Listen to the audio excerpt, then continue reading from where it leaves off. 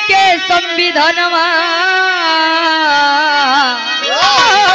तो पिछड़ा दलित कहाँ है भारत देश में।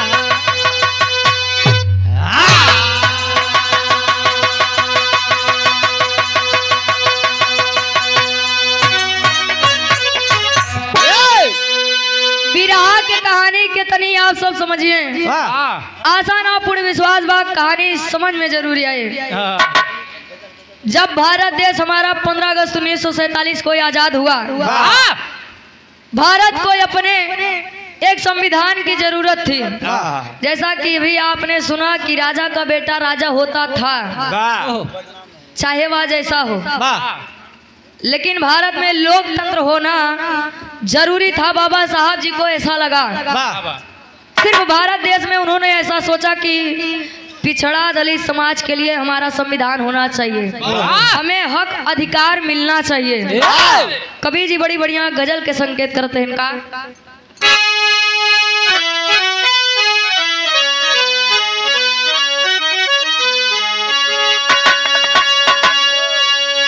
कोनो नायक अपने नायिका बड़े बड़ी बढ़िया लाइन कहे बस एक बार तो हाथ करा तोरे खातिर मर मिट सके।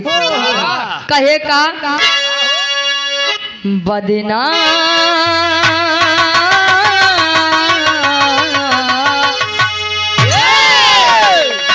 बदनाम ना होने देंगे तुझे, सिलेंगे गीले पर तेरे लिए। बदनाम ना होने देंगे,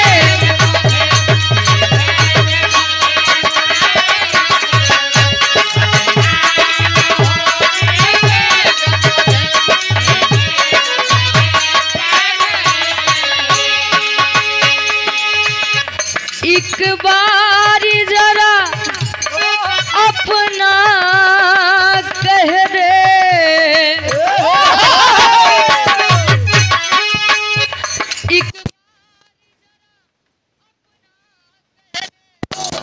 आएंगे कुर्बान तेरे लिए। बदनाम ना होने देंगे तुझे, सिलेंगे गीले पर तेरे लिए।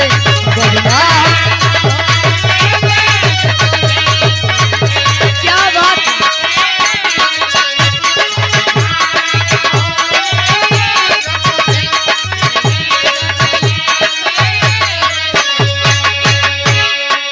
लेकिन कहा जाता है अगर ये अंधकार होता है तो उजाला भी होगा, अगर रात हुई है तो सुबह भी होगा।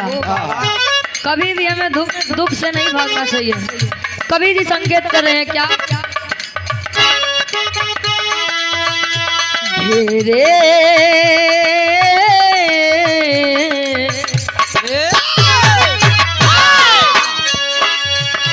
घेरे बदरिया दिन कर को परमान नहीं कम होता है।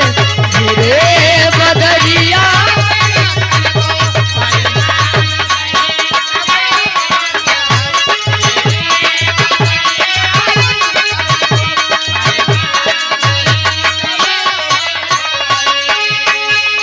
होनहार वीरवन का, होनहार वीरवन का पदना कभी कम होता है। घेरे बदरिया दिन कर को परवान,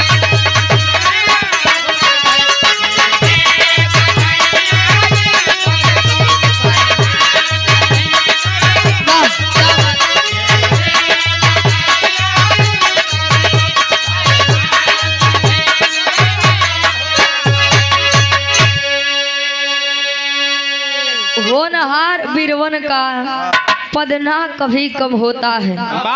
जो होनहार है जिनके अंदर गुण है उनका आज नहीं तो कल कीर्ति गवाएगा। विरहा के कहानी की शुरुआत यहीं से वाकई से।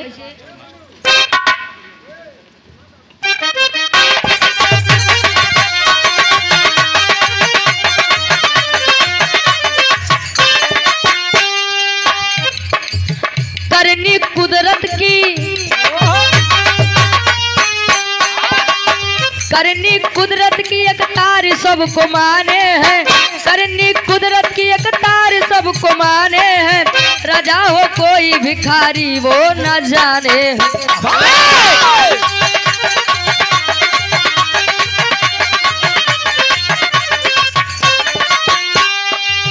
ईश्वर के घर से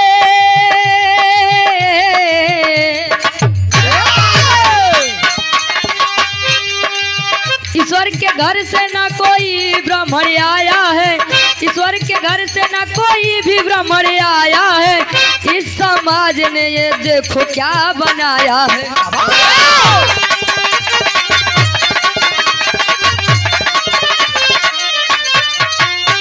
है लाल लहू सबका ना नीला काला, है लाल लहू सबका ना नीला काला, इस समाज का तोड़ो अब तो कंठ।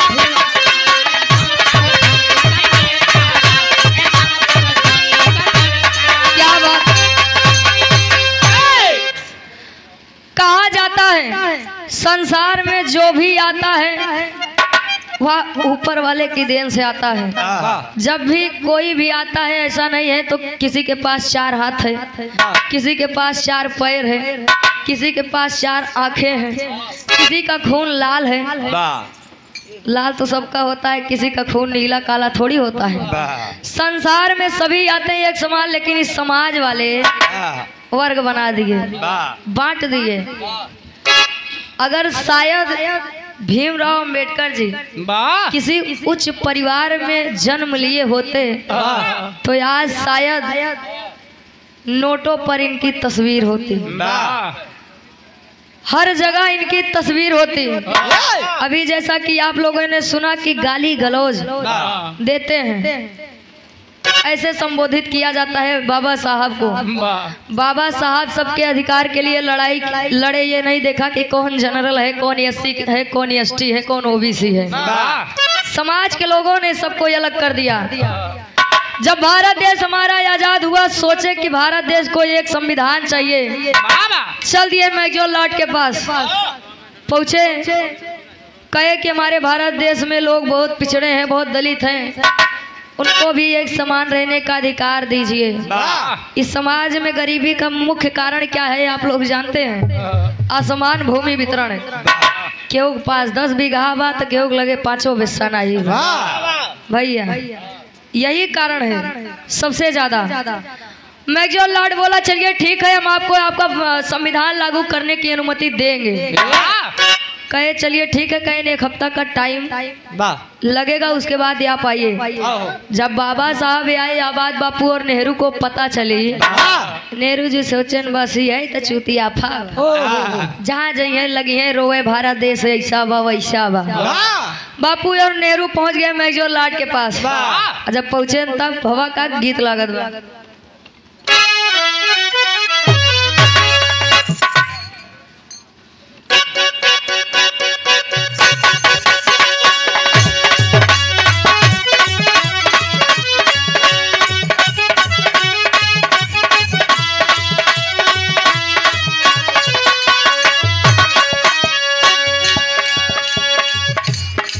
दुल्ही कहे देखा प्रेम ऐसा चीज है कि अगर ओके आदत लग गए तो जान लोग छूटे वाली। पहले के बीमारी खतरनाक रही टीबी कैंसर, लेकिन अब वाली प्रेम रोग जकरे धैली तो जान ले इलाज, या तो जान ले या तो जान दे। कहे का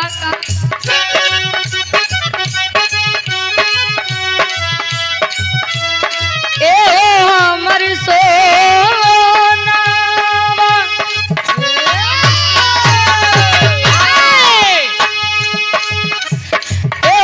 सोनवा करतनी फोनवा,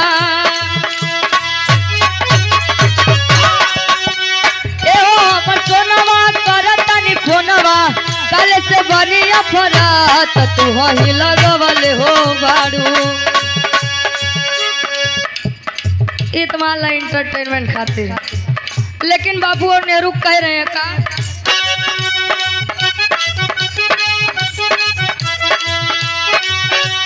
बिगड़ल हलतिया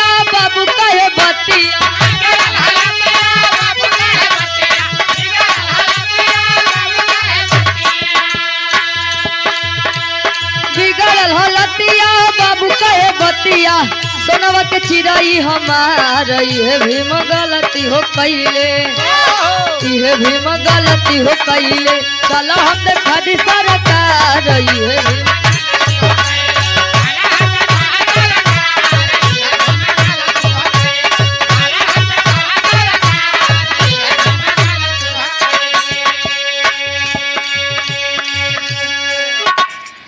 कहे कि आप चलिए भीम जी आए जो भी बताए वह बिल्कुल भी सत्य नहीं है। आज चलिए भारत देश में देखिए अगर आपको कहीं लगे कोई पिछड़ा है दलित है अछूत है तब आप भारत देश को संविधान दीजिए अन्यथा मत दीजिए। कहे चलिए ठीक है हम आएंगे उतनी बात कही के दोनों जने फिर लौटिए भारत देश में संगठन बनाई के लगे साफ सफाई करें। जब साफ सफाई करें तब गीत बदलिए।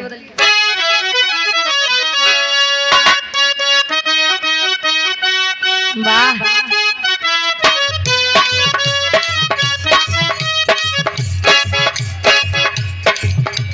चूड़िया चट चट तोरला हमारे नरम कलैया मरोड़ के मनवाए राजा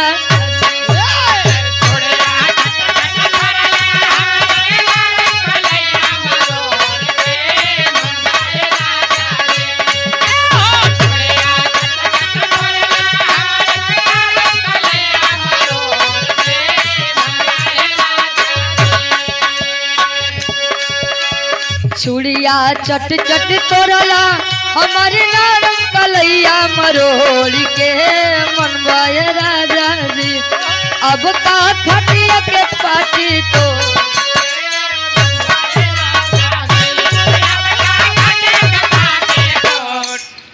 भाव पे गौर करिए आप सब। बापू और नेहरू कर क्या रहे हैं इस भारत देश में।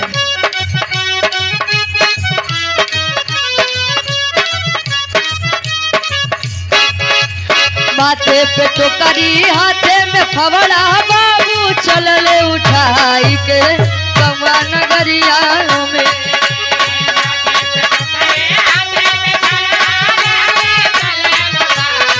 क्या बात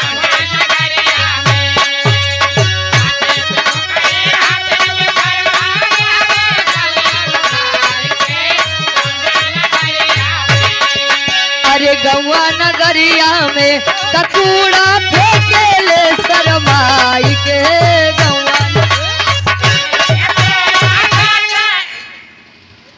पहुंचे भारत देश में साफ सफाई किए। धीरे धीरे समय ऐसा हुआ कि नाई जनातवा यही रे चमा रे पास ही मतलब हाँ ये लोहार ये लोहार नहीं जनात बा कौन घर पंडित बा कौन शूद्र बा नहीं जनात बा।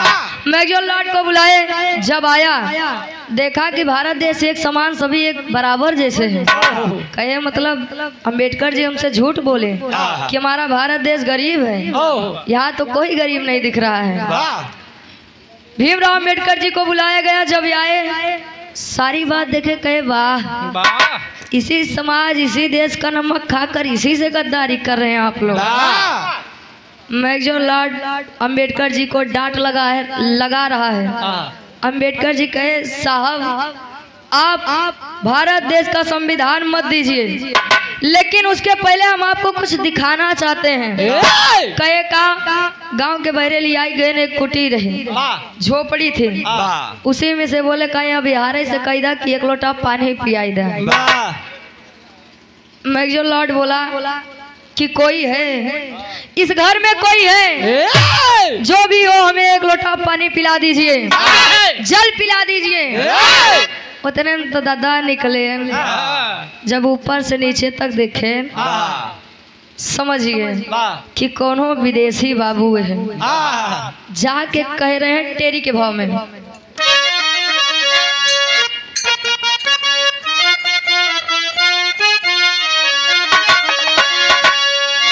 पानी से पानी कैसे बची है अरे पानी से पानी कैसे, अरे पानी से पानी कैसे बची है, पानी पिया के बची है ना जिंदगानी, पानी से पानी कैसे बची। कहे कि अगर हम आपको एक लोटा जल पिला देंगे तो शायद हम कल का सूरज न देख पाए। बाबा साहब वहीं खड़े हैं, सोच रहा है वह मैगजोर लाट कि आखिर पानी पिलाने से कोई कल का सूरज कैसे नहीं देख सकता है। कहे नहीं आप हमें पानी पिलाइए, कहे नहीं हम ही समाज के अछूत दलित गरीब लोग हैं, अगर यह बात उच्च वर्ग के लोगों को पता चली तो शायद हम कल का सूरज ना देखे, मार मार के हमें मार दिया जाएगा। वह समझ गया कि गद्दारी बापू और नेहरू जी द्वारा हो रही है। कहे कि आप आइए आइए अपना संविधान आप लेकर जाइए। कवि जी पापड़ के भाव में संकेत करते हैं इनका।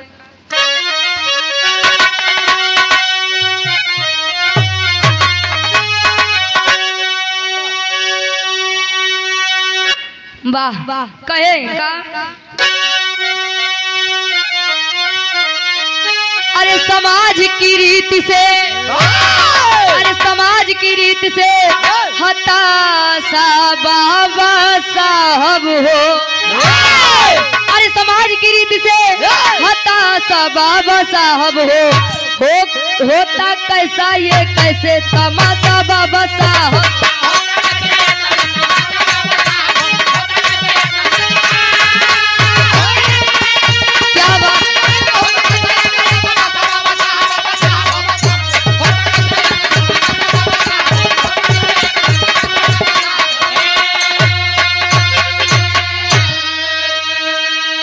जाति पाति हो धर्म कर्म के पक्का रहे विरोधी हो,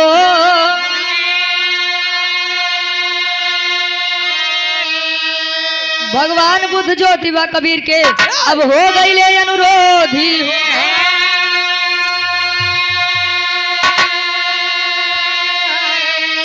अरे शिक्षित संगठित संघर्ष के, अरे शिक्षित संगठित संघर्ष के अब जिज्ञासा बाबा साहब हो, तो होता कैसे हिंद में ये तमाशा बाबा साहब हो, होता कैसे हिंद में तमाशा बाबा साहब।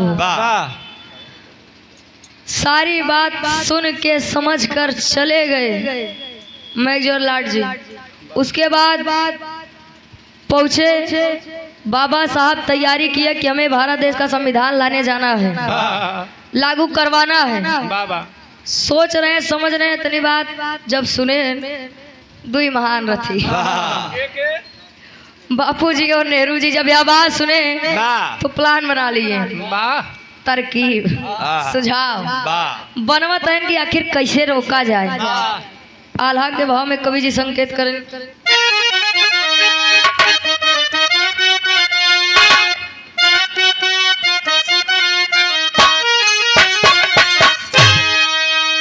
तजाई के पलान कैले लंदन नगरिया बाबू,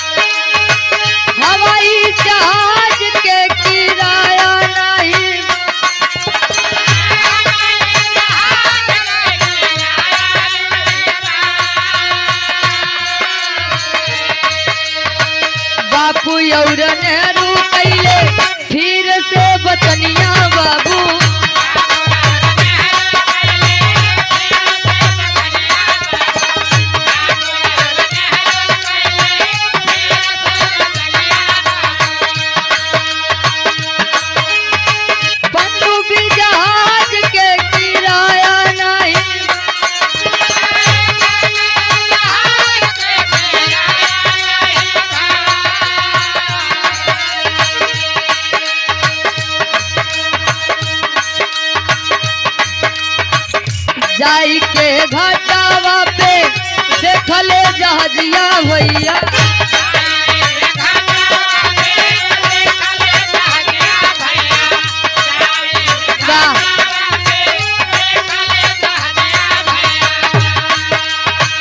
होई के लाचार चल दिहले श्री माँ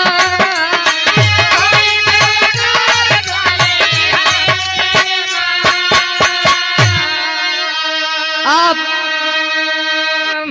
मीडिया समुद्र पर एक ही पनडुब्बी जहाज कहें देखा हवाई जहाज से चले के तो टिकट पैसा नहीं बा यार से चला जाए जब पहुंचे तो देखे ने कई जहाज कहें नहीं आपका जॉब जरूरी बा आप जाइए हम लोग यही भारत देश पर आपका इंतजार करेंगे आप संविधान लेकर आएंगे तब बाबा साहब जी चल दिए जब जहाज पर बैठे बीच में गए वहाँ चालक बार बार बाबा साहब को देख रहा है देख के आगे देखे फिर आगे देखे बाबा साहब समझ गए आखिर कोई तो बात है इसमें आखिर क्या बात है जानने की इच्छा की है जब इच्छा जागृत की है तब वह बता रहा है आखिरी में खड़ी के भाव में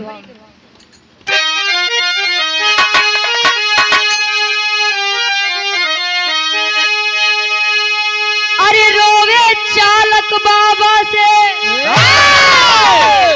रोवे चालक बाबा से बात बताई बाबूजी तो कैसे सूरज अपने देश के डुबाई बाप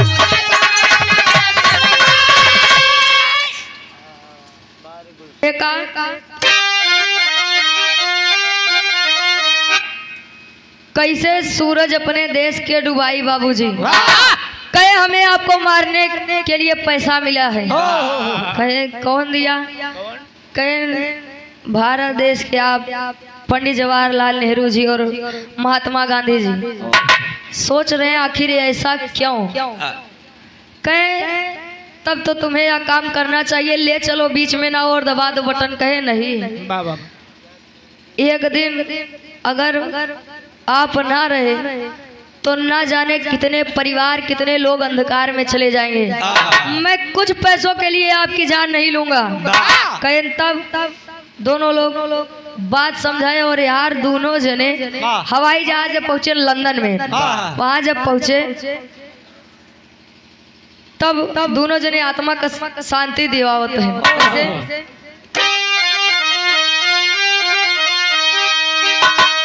आत्मा के शांति जाके कोर्ट में दिवाए हैं देखे मैं लॉर्ड पायलट साथ संगे आए अरे धोखा देके धोखा खुद पाई गई ले बाबूजी देखा देके धोखा खुद पाई गई ले बाबूजी कैसे सूरज अपने देश के डुबाई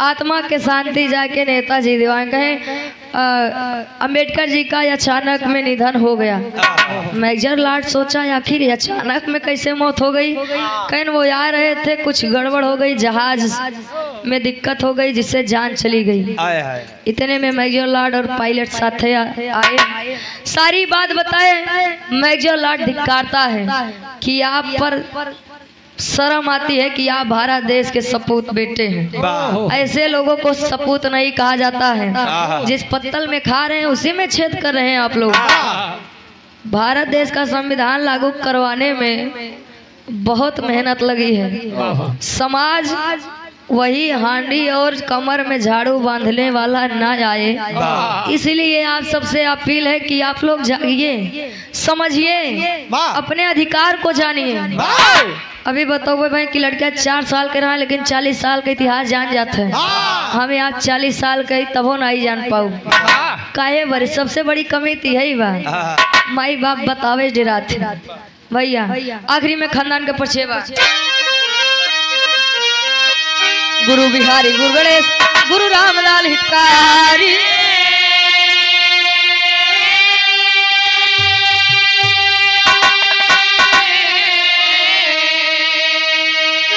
अरे स्वर्ग बसे चंद्रिका कभी राधे श्याम जी बने पुजारी।